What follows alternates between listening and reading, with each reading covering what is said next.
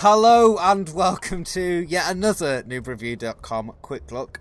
This time we are looking at a game that pretty much most people on the planet have been playing recently. It's Borderlands 2. Yes. Joining me for this lovely little adventure in Borderlands is Jose Perez Zapata. You missed my second name, but it's okay. Well, does anyone care? And Mr. David Lee. Hi everyone. My name's easier to pronounce. Let's jump straight into this. I am absolutely obsessed with this game. I can't stop playing it. It's brilliant. It's extremely fun. It's perfect for a party game. Like just jump with some friends and kill shit. I can't remember the last time I played like online cooperative. It might have even been Borderlands 1 actually, but this has got the whole little group of hunters back together, reunited for another adventure. And not really. It's another group of characters. Well, yeah, I mean, as in my friends, my actual friends. You have those. Incredible. That played the first one. I know that's hard for you to comprehend because I haven't got any friends. But yeah, it's really, really good. Really, really, really, really good. Yeah, I mean, I think for me that this entire game is summarised in kind of, I'm going to need a bigger gun to take down an enemy. Oh, look, a bigger gun. Yeah, that's that's pretty much the game in a nutshell. But just the thing I really like about the Borderlands 2 compared to the first one is there's more of a story for a start, which I felt was kind of lacking in the first one. But just like the sense of humour seems to have just been kicked up into like even bigger heights. It's crazy how funny this game is compared to the first one. There's loads of little Easter eggs and like little mentions of pop culture, more so than Borderlands 1, which I get a big kick out of. I won't mention any and ruin it, but there's some really good stuff in there. Yeah, I mean for me, I think one of my favourite characters is Handsome Jack because he is just so funny. It's a shame that he's the villain because I know there will come a point in the game when I'm gonna have to kill him, and I won't like hear his quips anymore. Yeah, he's I think the best way to describe him would probably be the most dastardly man on the planet. Yeah. He's evil incarnate. Yeah, and what's actually really weird is that he actually truly believes that he actually is the hero. Like even right in the opening sequence he's like, you think you're the heroes? No, I'm the real hero, and then he blows up the train.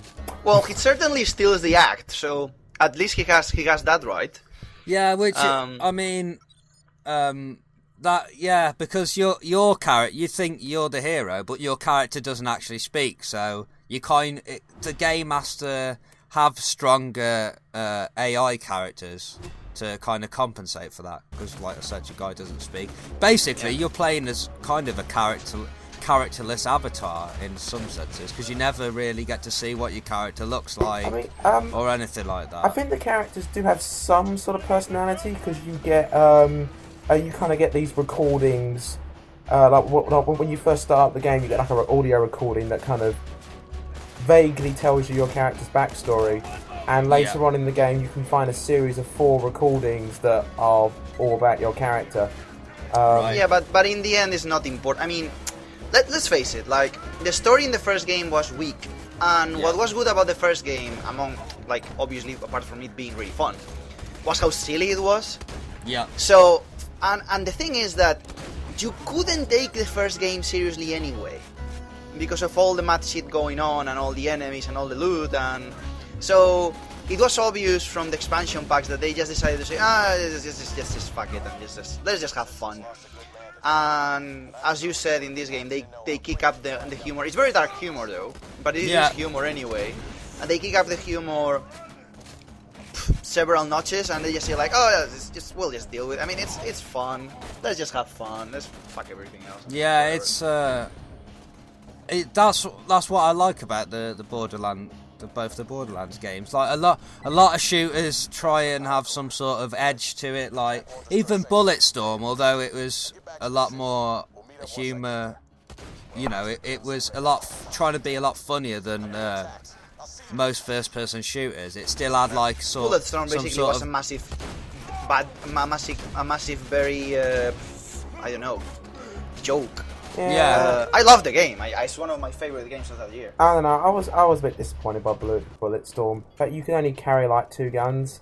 I was very disappointed. Yeah, that didn't really. But at least with this, you can carry 4 guns plus how many other guns you have in your backpack. Yeah. Really here good. we go.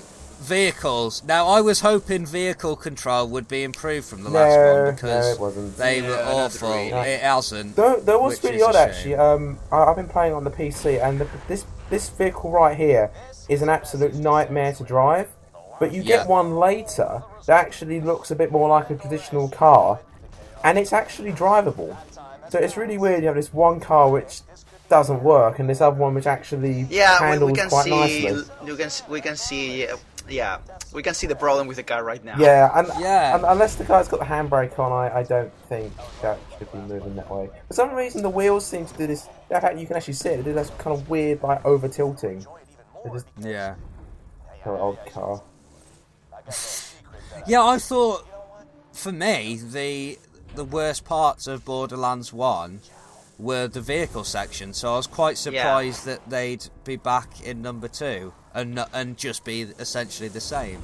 So I was hoping they'd improve on that, but you know, you can't improve on everything. To be fair, I mean, let's face it. As a game, like if you take it as just a game, Borderlands 1 and 2 are basically sort of mediocre shooters. It's like there's nothing in the shooting mechanics, in the controls, even in the talent trees and in the RPG mechanics that is innovative in any way. It's very formulaic. Yeah. The fun with Borderlands is that it has its own style. Yeah. Is that in a world of gunmetal grey modern shooters, it's a game with a lot of colors, with a lot of character, with a lot of characters that have a lot of fun quips, even if they are mostly static on the map without doing anything. And it's spectacularly fun to play in co-op.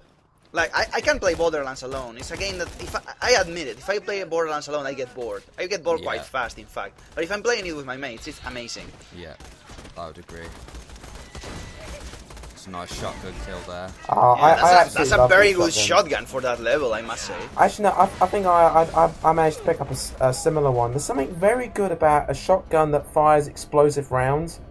Yes, there is.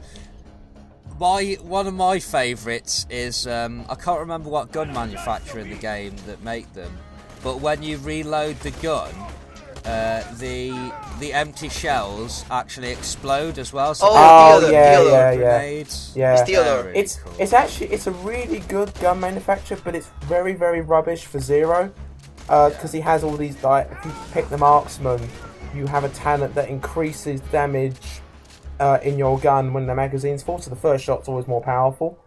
But obviously if you have this gun that when you reload it, like, it actually, all of the rounds go with it when you throw it. So if you've got like 20 rounds left in the gun, you throw it, they're gone. I mean, it creates a bigger explosion, but it can be a bit of a pain in the arse. They do make excellent shotguns though, because you are at the perfect range to actually lob it right in the guy's face. So that was Borderlands 2. As you can probably tell, all three of us really like it, so if you haven't been playing it, go pick yourself a copy up. Thank you for playing. Presented by Noob Review.